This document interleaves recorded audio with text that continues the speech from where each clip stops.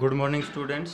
हमने dot product of vector पढ़ा था क्योंकि हम प्रोडक्ट ऑफ वेक्टर पढ़ रहे थे। Addition and subtraction of vector पढ़ चुका था। अब हम प्रोडक्ट ऑफ वेक्टर पर कुछ न्यूमेरिकल करा चुके थे और कुछ न्यूमेरिकल्स और करा लेते हैं। ठीक है भाई, तो आज हम डॉट प्रोडक्ट ऑफ वेक्टर पर न्यूमेरिकल ही करेंगे। ठीक है, और फिर मैं आपको डॉट प्रोडक्ट पर कुछ असाइनमेंट दूंगा जो आपने सॉल्यूशन करना है। सबसे पहले मैं मान लीजिए एक न्यूमेरिकल और ले लेता हूँ। मैं ये कहता हूँ कि if vectors p q and r have magnitude, मैं इनका मैग्नीट्यूड बता रहा हूँ, मैग्नीट्यूड 3, 4 and 5 यूनिट्स।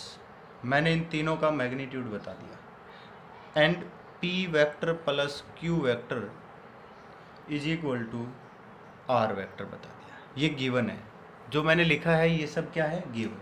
अब फाइंड आउट क्या करना है, आपसे पूछा जाए find the angle between find the angle between q vector and r vector. q और r के बीच में आपने एंगल फाइंड आउट करना है। तो ये आप कैसे करोगे? q और r के बीच में एंगल फाइंड आउट करना है तो सीधी सी बात है कि रिलेशन भी q और r के बीच में होना चाहिए। यहाँ हम क्या देख रहे हैं, p और q के बीच में रिलेशन है। देखिए बेटा, जब हम सॉल्यूशन करेंगे तो काफ़ी इजी है। q और r के बीच में निकालेंगे तो p vector is equal to क्या हो जाएगा भाई, sorry r vector minus q vector. बोलो हो जाएगा कि नहीं? अब हम पहले भी पढ़ चुके हैं, डॉट प्रोडक्ट वाला फॉर्मूला लगा सकते हैं। तो क्या लिखेंगे, p dot p is equal to क्या हो जाएगा यहाँ पर, r minus Q dot r minus Q. बोलो कह सकते हैं कि नहीं? जब हम r minus Q dot r minus Q करें, दूसरा ये है कि आप इसके मैग्नीट्यूड का दोनों तरफ स्क्वायर कर दो तो भी वही डॉट प्रोडक्ट हो जाएगा इनका। अब हम क्या कहेंगे, ये तो क्या हो जाएगा भाई, p डॉट p तो मेरे हिसाब से तो p स्क्वायर ही होता है, और यहाँ पर इनका डॉट प्रोडक्ट खोलेंगे तो क्या हो जाएगा भाई, r डॉट r का डॉट प्रोडक्ट r के साथ, फिर क्या साइन है माइनस, फिर क्या लिखेंगे r डॉट q हो गया। उसके बाद माइनस q है और r है तो क्या लिखेंगे, minus of q dot r, और फिर क्या होगा minus minus plus q dot q हो गया। r डॉट r तो r स्क्वायर होता है भाई, r डॉट q और q डॉट r दोनों सेम होते हैं तो क्या लिख दें, minus of 2rq cos theta, क्योंकि r डॉट q तो क्या होता है, क्यू आर कोस थीटा होता है ना भाई। एंड q डॉट q को क्या लिख देते हैं, प्लस q स्क्वायर। अब बस इनका सॉल्यूशन करना है, इजी क्वेश्चन है। तो हमने क्या कह दिया भाई, देखो हमारे पास क्या निकालना था, कोस थीटा निकालना था, क्योंकि r डॉट q था तो r q कोस थीटा लिखा है तो r और q के बीच में ही तो एंगल है, और यही पूछा है, find the angle between q and r। तो आप ध्यान से समझ सकते हो क्या हो जाएगा भैया, यहाँ से 2rq cos theta is equal to r square plus q square minus p square उधर, 2rq कोस थीटा इधर, तो यहाँ से क्या हो जाएगा, cos theta is equal to r square plus q square minus p square upon 2rq हो गया। और यहाँ से हमने क्या कह दिया, थीटा इज इक्वल टू क्या कहते हैं बेटा, cos inverse r square plus q square minus p square upon 2rq हो गया। अब हम क्या करेंगे भाई, इसकी वैल्यू पुट कर देंगे, वैल्यू आ जाएगी हमारे पास, और वैल्यू हमारे पास p r q सब की वैल्यू दे रखी है भाई। तो क्या हो जाएगा यहाँ से, theta is equal to cos inverse, भाई r की वैल्यू कितनी है, यहाँ पर मैं लिख देता हूँ रेस्पेक्टिवली, क्योंकि हमें पता रहेगा p की वैल्यू 3 है, q की वैल्यू 4 है, r की वैल्यू 5 है। तो क्या लिख देंगे, 5 square plus 4 square minus 3 square upon 2rq कितनी है, 5 एंड 4, देखो अब क्या आता है, ये आ जाएगा कोस इनवर्स 25 + 16 -9 32 अपॉन 40 अब 5 और ये 4, तो क्या आ गया भाई, theta is equal to cos inverse 4/5। भाई आप वैसे तो मैंने कोस इनवर्स के टर्म में लिख दिया, आप ये भी तो कह सकते थे cos theta is equal to क्या हो गया भाई 4/5। अगर cos theta is equal to 4/5 हो गया तो 4/5 कहाँ पर होता है 37 डिग्री, तो थीटा इज इक्वल टू क्या हो गया 37 डिग्री आ गया एंगल हमारे पास। मैंने आपसे बताया था ट्रिग्नोमेट्री के अंदर भी 37 हो जाएगा, ठीक है 37 4/5 होता है। चलो देखिए, ये तो हमने आपसे एक नॉर्मल क्वेश्चन करा दिया। जैसे कई बार क्या होता है कि आपसे कहीं पर भी कोई एंगल पूछा जाए किसी वेक्टर के साथ, मान लो मैं एक डायरेक्ट क्वेश्चन देता हूँ, काफ़ी इजी है वैसे तो। आपसे कहा जाए डिटरमाइन द एंगल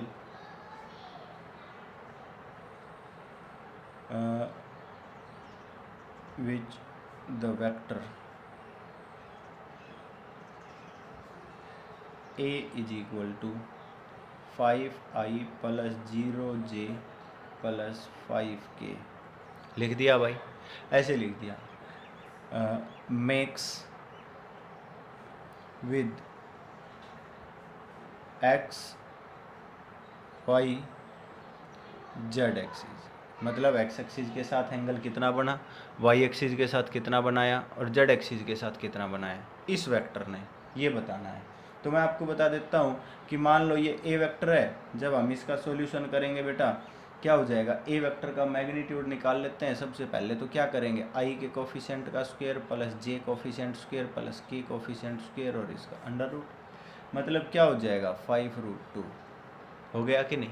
अब आप आगे ध्यान से देखो, मैं आपको बता देता हूँ, हमने जब भी x एक्सिस y एक्सिस और z एक्सिस के साथ एंगल लेना होता है तो इनके साथ जो एंगल होते हैं वो हमेशा डायरेक्शन कोसाइन होते हैं, आपको पता होना चाहिए।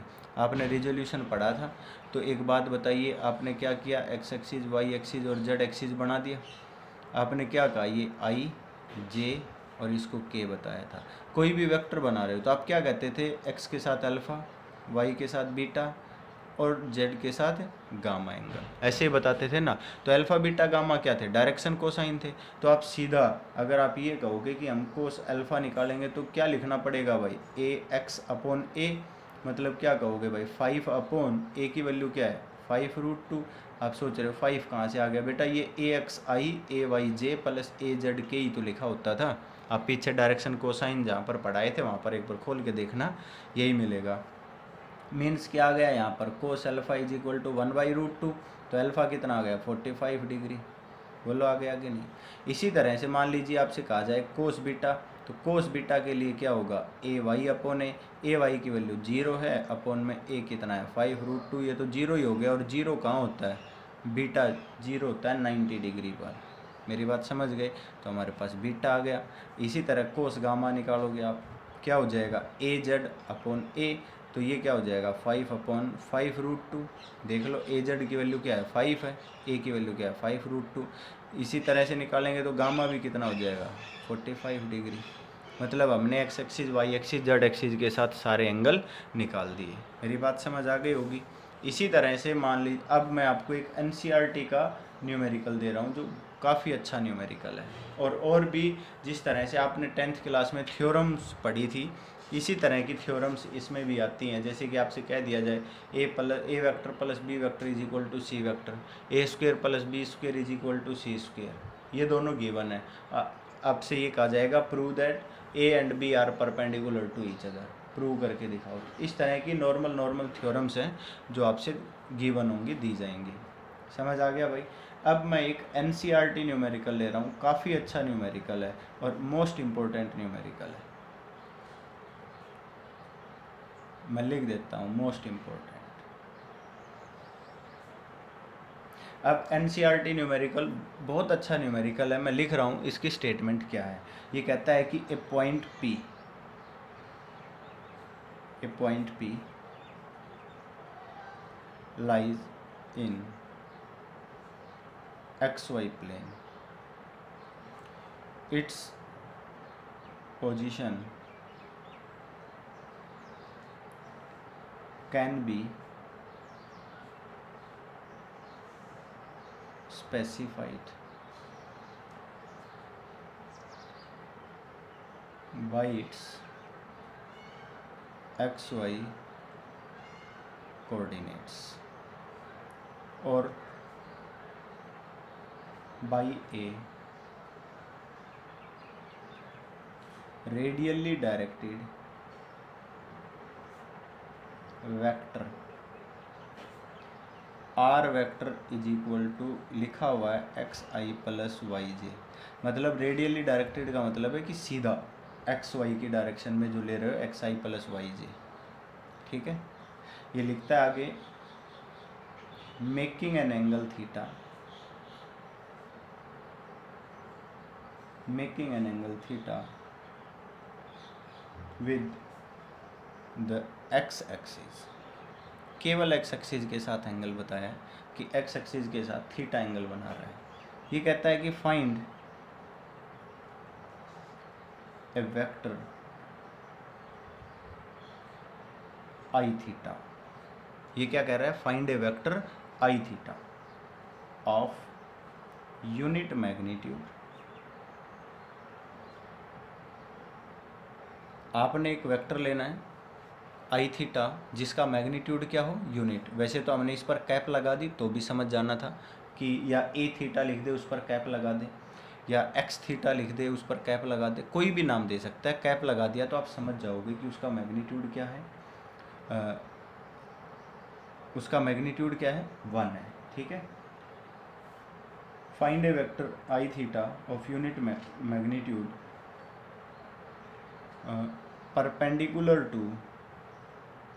perpendicular to the vector IR and lying in the XY plane। ये है कि परपेंडिकुलर होना चाहिए पर एक्स वाई प्लेन में ही होना चाहिए। ऐसा नहीं है किसी और एक्सिस में किसी और प्लेन के अंदर आप बना दो। दूसरी बात, हमने आई आर को स्पेसिफाई और कर देना है। हम क्या कहेंगे? हम यहाँ कह देंगे कि I are is a unit vector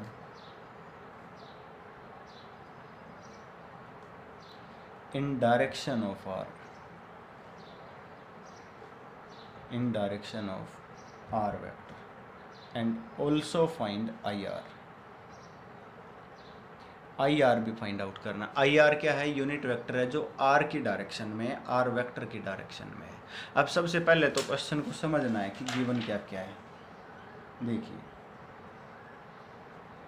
मैं ये कह रहा हूँ कि भाई सबसे पहले जो ये क्वेश्चन दिया हुआ है हमारे पास, ये कहता है कि एक पॉइंट P है lies in x Y plane. तो सबसे पहले हम क्या करेंगे बेटा? हम सबसे पहले तो एक्स वाई प्लेन ही बना लेते हैं। ठीक है, मैंने क्या किया? मैंने ये किया भाई, यहाँ सबसे पहले एक एक्स वाई प्लेन बनाया। हो गया भाई, एक्स है, ये क्या है? वाई, ये ओरिजिन है। अब ये कहता है कि a point p lies in x Y plane. इस पर कहीं पर भी एक P पॉइंट मैं लिख देता हूँ। मैंने कहा कि ये हमारे पास एक P पॉइंट है तो इसके कोऑर्डिनेट क्या होने चाहिए? एक्स वाई में है। तो आगे क्या कहते हैं? Its position can be specified by the x y coordinate or by a radially directed r vector is equal to x I plus Y j. तो इन्होंने लिखा हुआ ही है, ये हमारे पास जो है ना बेटा, ये आर वेक्टर है। क्या है ये? R vector. मैंने बता दिया। और आर वेक्टर को क्या कह रखा है भाई? एक्स आई प्लस वाई जे। यहाँ तक समझ आ गया होगा। अब ये क्या कह रहा है? ये हो गया making an angle theta with the x axis. और एक्स एक्सिस के साथ कितना एंगल बना रहा है भाई? थीटा एंगल बना रहा है। यहाँ थीटा बता दिया हमने। अब एक्स एक्सिस के साथ थीटा एंगल इसने बना दिया। अब आगे क्या कह रहा है बेटा? आगे तो ये कह रहा है कि हमारे पास find the vector I theta, but उससे पहले तो हम आई आर निकाल लेते हैं। ये कहता है I are is a unit vector. क्या कहा गया है भाई इन्होंने? आई आर ये हमारे पास क्या है बेटा, यूनिट वेक्टर है। ये हमारे पास क्या है, unit vector. Means I R जो निकालना है उसका मैग्नीट्यूड क्या होना चाहिए, 1। अगर यूनिट वेक्टर है तो ये तो पॉइंट हमें मालूम होना चाहिए। अब आपने आई आर फाइंड आउट करना है। यूनिट वेक्टर का फॉर्मूला क्या होता है भाई, आई आर आपने किसकी डायरेक्शन में लेना है, इन्होंने कह रखा है I are is a unit vector in direction of R, मतलब उसकी डायरेक्शन आर में ही होनी चाहिए। समझ आ गया। तो ये कहता है कि अगर आर की डायरेक्शन में होनी चाहिए तो हमारा जो वेक्टर होगा वो तो यहाँ होगा। मेरी बात समझ गए। तो हमने क्या कह दिया, यहाँ पर जो है ये हमारा आई आर है जो रेडियली वेक्टर है, मतलब हम इसको क्या कह सकते हैं, R vector upon its magnitude. भाई इसी की डायरेक्शन में है तो हम यूनिट वेक्टर बनाना चाहते हैं तो वेक्टर अपॉन इट्स मैग्नीट्यूड कर देते हैं, हमारे पास सीधा फॉर्मूला आ जाएगा। अब हमने क्या कहा, आर वेक्टर क्या है हमारे पास, एक्स आई plus Y j upon its magnitude. Magnitude कहेंगे तो क्या हो जाएगा बेटा, x square plus y square और इसका अंडर रूट। भाई आप आई आर जो आर वेक्टर है, इस आर वेक्टर का मैग्नीट्यूड निकालोगे तो कोफिशिएंट ऑफ आई का whole square plus coefficient of j का होल स्क्वेयर और इसका अंडर रूट। मेरी बात समझ आ गई या नहीं। देखो बेटा ध्यान से देखो, मैंने यहाँ पर क्या किया, एक परपेंडिकुलर डाल दिया। परपेंडिकुलर डाला बेटा, ये एक्स एक्सिस में है तो इस डिस्टेंस को क्या कहूँगा मैं, एक्स, और इसको क्या कहूँगा मैं, वाई। मतलब अगर आप ध्यान से देखो तो आर इज इक्वल टू हमारे पास under root of x square plus y square आ गया। बेटा अगर x square plus y square का अंडर रूट आर है तो मैं ये वैल्यू पुट कर दूँ, हमारे पास क्या हो जाएगा, i are is equal to x I plus Y j upon r हो गया। और मैंने इसको क्या लिख दिया, x upon r into i, y upon r into j. यहाँ तक क्लियर है। अब आप ध्यान से देखो, मैंने क्या कहा बेटा, एक्स अपॉन आर, बेटा base upon hypotenuse cos theta होता है, हम यहाँ पर लिख देंगे बेटा X upon R is equal to cos theta and Y upon R बेटा परपेंडिकुलर अपॉन हाइपोटेन्यूज क्या होता है, साइन थीटा। बोलो होता है कि नहीं। हमने इन दोनों वैल्यूज़ को यहाँ पर पुट कर दिया तो आई आर क्या आ गया हमारे पास, कोस theta I plus sine theta जी। हो गया कि नहीं भाई। अब आप ध्यान से देखिए, कोस theta I plus sine theta जे, अगर आप इसका मैग्नीट्यूड निकालोगे तो क्या होगा, cos square theta plus sine square theta का अंडर रूट करोगे क्या हो जाएगा, 1 ही हो जाएगा। Cos square theta plus sine square theta तो 1 ही होता है। आप मैग्नीट्यूड निकाल के देखिए तो हमारे पास क्या आ गया, एक यूनिट वेक्टर आ गया जो किसकी डायरेक्शन में है, आर की डायरेक्शन में। पहला पॉइंट ठीक है। अब ये कहता है कि आप आई थीटा निकाल कर दिखाइए। क्या निकाल कर दिखाइए, आई थीटा। हम कह देते हैं कि लेट आई थीटा, ठीक है, मैं कह देता हूँ I theta is equal to, यहाँ पर मैं ले लेता हूँ alpha I plus beta J. Let कर रहा हूँ मैं, which is perpendicular to I R. मतलब जो ये आई आर वेक्टर है ना, इसके परपेंडिकुलर वेक्टर है आई थीटा। ये तो मैं कह सकता हूँ ना, क्योंकि इन्होंने कह रखा है कि आप एक यूनिट वेक्टर लीजिए आई थीटा जो किसके परपेंडिकुलर हो, आई आर के परपेंडिकुलर हो। अब आई आर के परपेंडिकुलर है तो मैंने मान लिया कि जो ये आई थीटा है ना, ये क्या है हमारे पास, अल्फा आई प्लस बीटा जे। मैंने मान लिया, वैसा भी अल्फा बीटा हमें मालूम नहीं है क्या है, अल्फा बीटा हमने निकालना है, अल्फा बीटा हमने क्या करना है, फाइंड आउट करना है। पर मैंने बता दिया कि जो भी ये है ये किसके परपेंडिकुलर है, आई आर के परपेंडिकुलर है।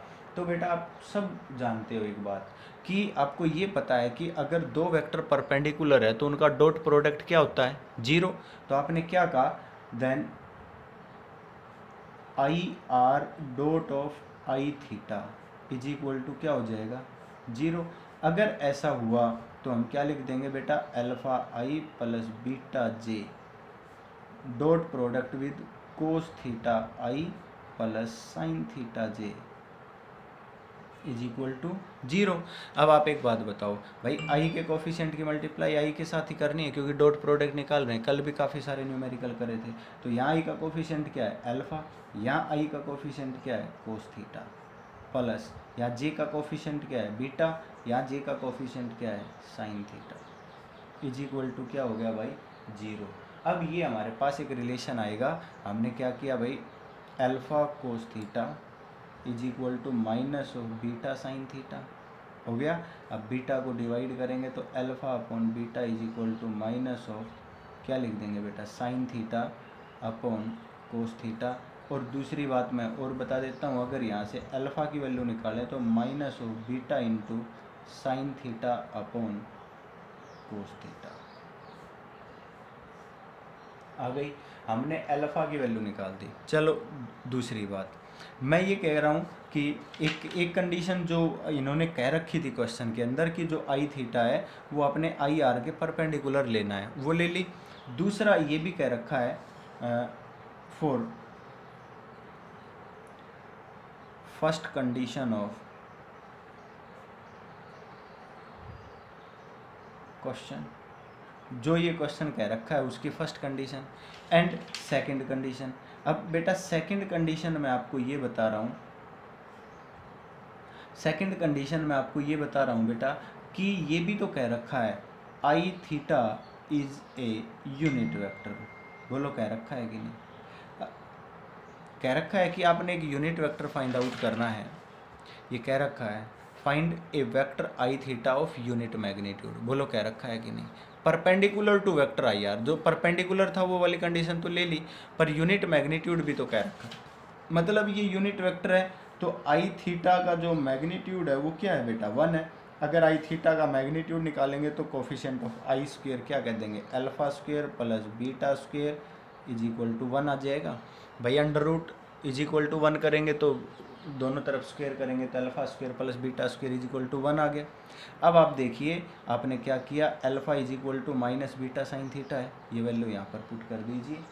जब ये वैल्यू यहाँ पर पुट करेंगे तो क्या हो जाएगा बेटा, देखो ध्यान से, यहाँ पर हो जाएगा बीटा स्क्वायर और sine theta upon cos theta, tan theta होता है तो tan square theta plus beta square is equal to क्या हो गया 1।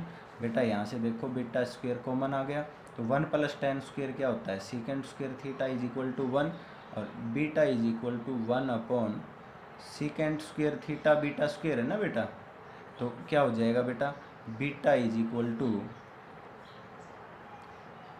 कोस theta. Beta is equal to क्या आ गया हमारे पास, कोस थीटा आ गया। अगर बीटा की वैल्यू कोस थीटा यहाँ पुट करते हैं then alpha is equal to क्या आ जाएगा, minus of sine theta. Value put करके देख लीजिए, कोई फर्क नहीं पड़ेगा।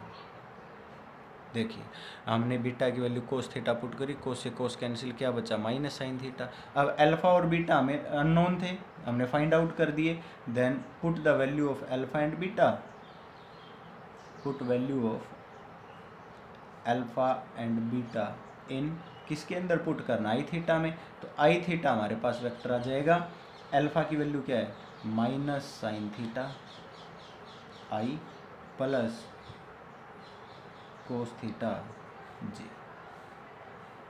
बोलो आ गया कि नहीं? तो हमने क्या किया, यहाँ से आई थीटा की वैल्यू फाइंड आउट कर the sine theta cos theta की टर्म में। अब जो जो बताए गए थे, जैसे आपसे कहा जाए कि भाई इन दोनों का डॉट प्रोडक्ट निकाल के देखिए, किस किस का, भाई हमारे पास आई थीटा आ गया और आई आर है, दोनों का डॉट प्रोडक्ट निकालो, 0 आना चाहिए, इसका मैग्नीट्यूड 1 आना चाहिए, करके देखिए मैग्नीट्यूड 1 आ जाएगा। अगर डॉट प्रोडक्ट 0 आ गया तो इसके परपेंडिकुलर है, और अगर इनका जो मैग्नीट्यूड 1 आ गया तो ये यूनिट वेक्टर है। तो देखिए काफ़ी लेंदी और काफ़ी ज़बरदस्त क्वेश्चन था, क्योंकि इसमें थोड़ा सा घुमा फिरा कर लिखा हुआ था। ये क्वेश्चन सभी स्टूडेंट्स बहुत अच्छे से सावधानी से अपने आप करें, जो बहुत ज़रूरी है। ठीक है भाई, तो मैं आपको बता देता हूँ कि कुछ प्रैक्टिस के लिए आप एक न्यूमेरिकल 2 न्यूमेरिकल और भी कर सकते हैं, जो काफ़ी इजी टर्म में ही जाए। चलो मैं एक और करा देता हूँ न्यूमेरिकल, और उसके बाद हम क्रॉस प्रोडक्ट पढ़ेंगे। और मैं चाहता हूं कि आप और भी प्रैक्टिस करें, क्योंकि डॉट प्रोडक्ट क्रॉस प्रोडक्ट बहुत इंपॉर्टेंट टॉपिक है, जो आपके एग्ज़ाम में आएंगे, जो आपके एग्ज़ाम में पूछे जाएंगे। मेरी बात समझ रहे हो कि नहीं? और मैं ये कहता हूं कि ये तो हमारे फिजिक्स का बेसिक है, जो आप सभी बच्चों को आना चाहिए। अगर इस बेसिक को अगर आप नहीं पढ़ोगे तो आगे हर टॉपिक में आपको प्रॉब्लम्स आएंगी। वेक्टर नहीं पढ़ा तो हर टॉपिक में प्रॉब्लम फेस करोगे आप। तो देखिए ध्यान से, मैं ये कह देता हूँ, एक न्यूमेरिकल और ले लेते हैं। A force F is equal to 3i + 4j, बस इतना ही ले लेते हैं, newton. Displace a body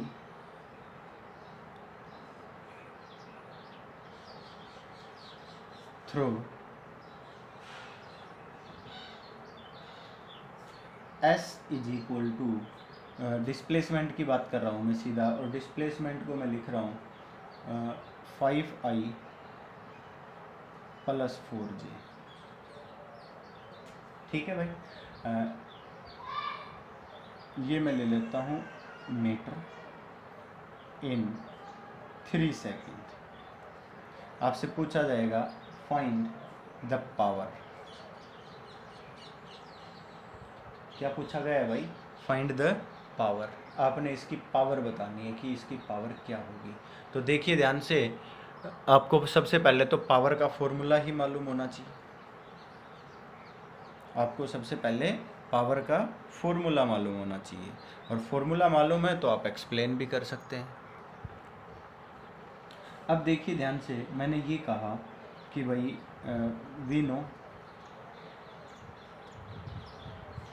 power = क्या होता है भाई? Rate of doing work. बोलो होता है कि नहीं? आपने क्या लिखा? P = W/T, और W क्या होता है बेटा? F.S/T। तो हमारे पास पावर का फॉर्मूला क्या आ गया भाई? F.S/T।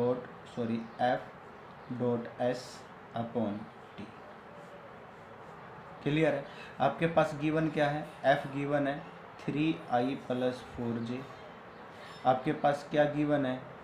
5 डिस्प्लेसमेंट गिवन है 5i + 4j। 4j की जगह में हाँ इसके साथ एक और लिख दूँ, मैंने लिख दिया +3k, ये और लिख दिया 4j + 3k। और हमारे पास क्या गिवन है? टाइम गिवन है, कितना है? 3 सेकेंड।